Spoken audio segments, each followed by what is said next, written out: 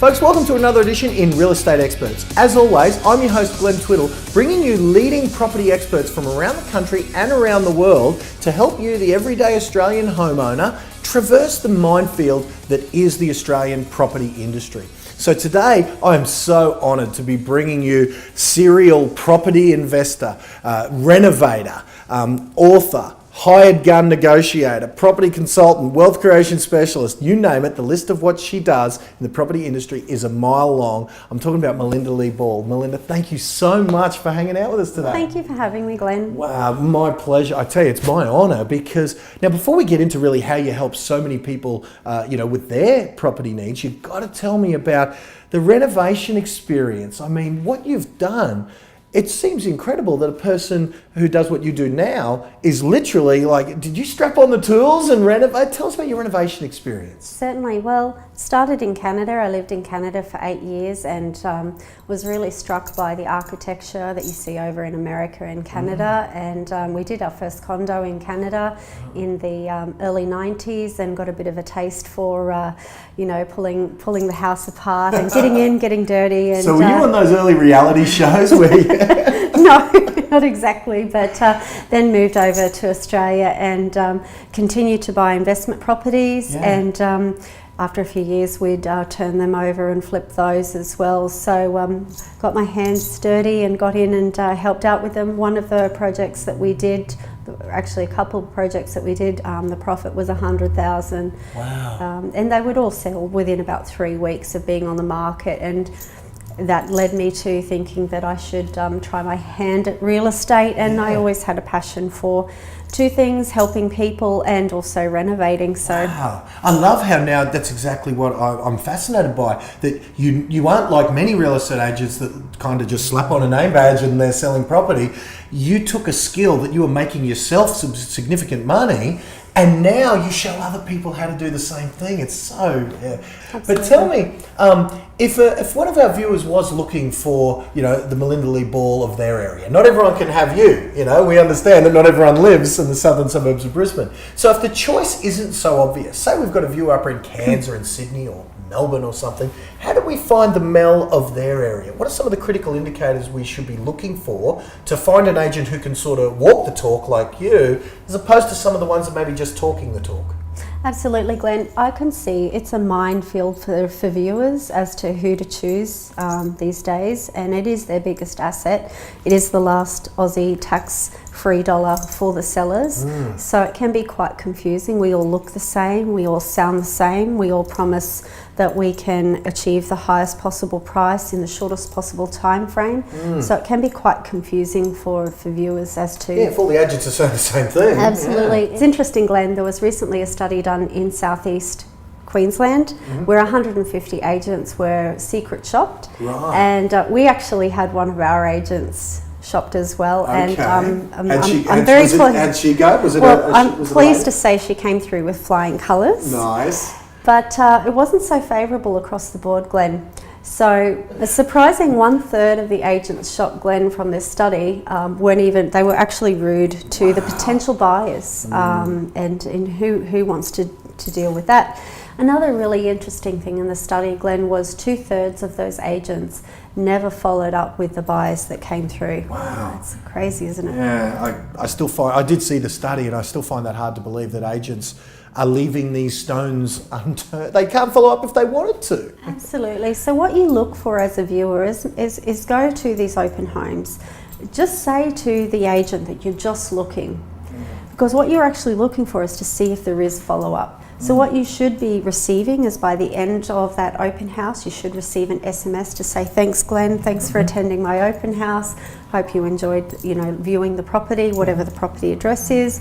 By the end of the day, Glenn, they should receive a courtesy call back, a follow-up call back to say, what did you like about the property? What features did you like about the property? What didn't you like about the property?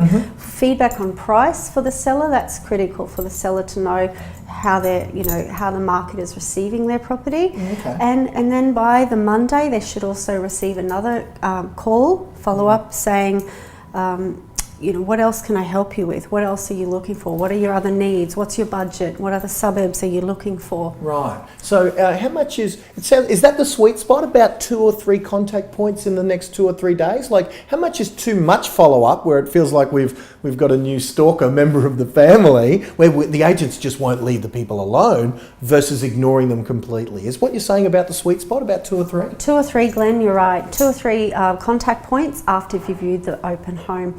Another tip point for these viewers to look for is the marketing in alignment with the price of that property? Okay. It's surprising to see that some agencies still these days print material off an in-house printer. They print off black and white. There's no floor plan attached to it. It's flimsy paper. And unfortunately, what that actually attracts is your bargain buyer. Okay. They actually feel that they're dealing with not a top negotiator, not a top marketing expert. One thing we pride ourselves on, Glenn, is our marketing collateral. We do receive a number of clients commenting on how beguiling our brochures and our paraphernalia is at Belle. And you only get one opportunity to make a great first impression with that buyer. Wow. And what we try and attract to our Belle property open homes is emotional buyers, because what we tend to find is those emotional buyers will pay a premium price for the property, as opposed to working with potentially those bargain buyers that are just looking for, a bargain price. So you've described what not to do. We don't want to do the flimsy, we don't want to do the black and white, and the kind of the marketing that does cheapen the property. I get it, and I love. You're renowned for the quality of your marketing. You have other agents coming and asking you, how do you do what you do? Tell us, if that's what not to do, what should our viewer be looking for in a quality marketing agent? Glenn, we actually rescue a lot of clients. And when they come to us, one of the first statements they make is they're over marketing. They've invested tens of thousands of dollars. They have no more money to invest with marketing going forward.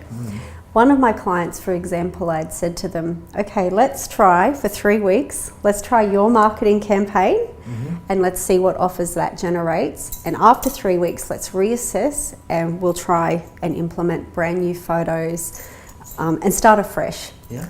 Reinvigorate the property. Let's put it to the top of realestate.com. Let's put it to the top of domain.com. Let's get it out to some newspapers that you haven't tried in the past. And it was interesting, Glenn, within 3 weeks of trying the client's marketing process, we received 0 offers.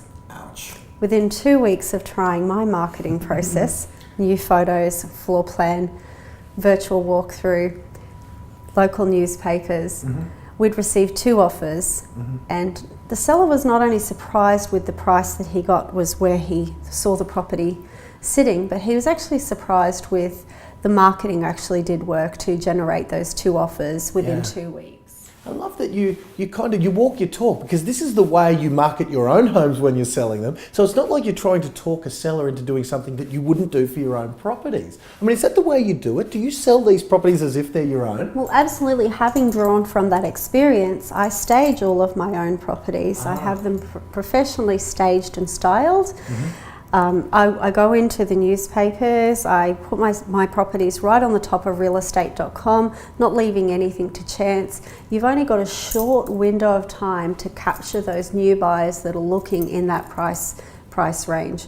So there is a perception out there in the marketplace that you have to spend on average 1 to 2% of the property value in marketing. That's actually not the case, Glenn. Like, we've sold some properties, for example, say they be 400,000, and sometimes we've done it for less than 0.5%. Right.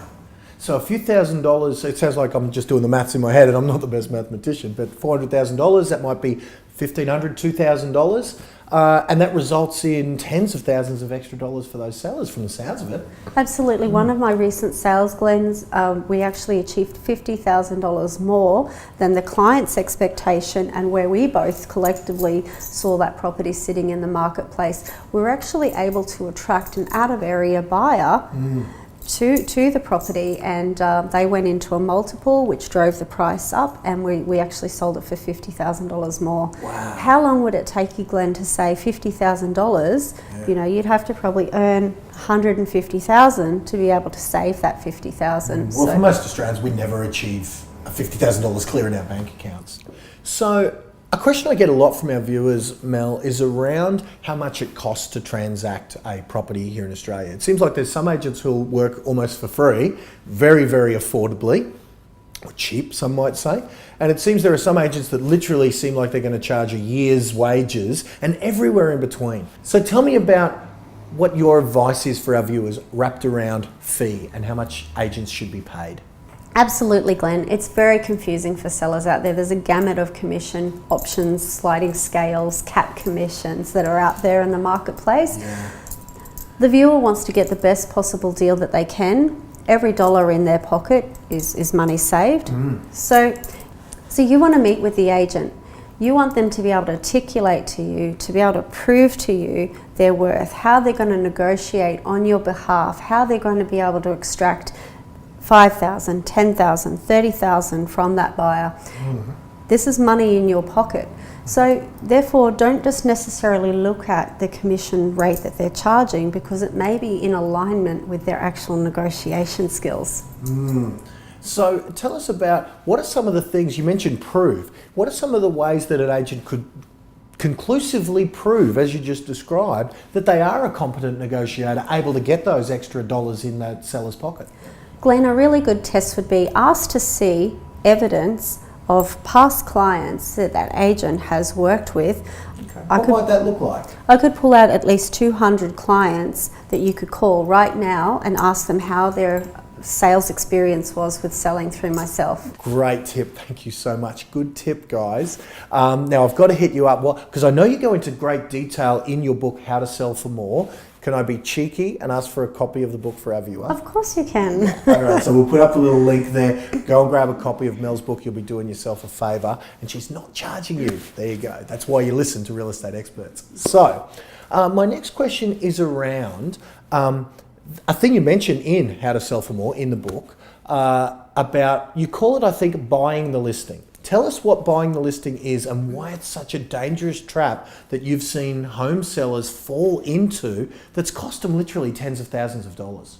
Unfortunately, Glenn, it's sort of become an industry standard now, an industry norm, unfortunately, for sellers, that whereas the agent will buy the listing. And what is that? Yeah. What we mean by that is that they will tell the home seller basically whatever it is they want to hear price-wise, just to win the listing, just to gain the business. Right, okay. The trap for that is the seller is what will happen over the course of the next 2, 3, 4, 5 weeks is all that seller is receiving is negative feedback from the market, and that the market doesn't see the price that they're seeing. And so the seller is very trusting in this process, Glenn. So eventually they start to come down and come down and come down in price, and eventually they'll sell it at some ridiculous price or reasonable price, but well below their original expectations. And where it should have been from the sounds of it in the first place. So the problem with that, doing that method of sale, is that, say there's an emotional buyer out there that is keen to buy in that suburb, that has this checklist, and that property actually matches their checklist.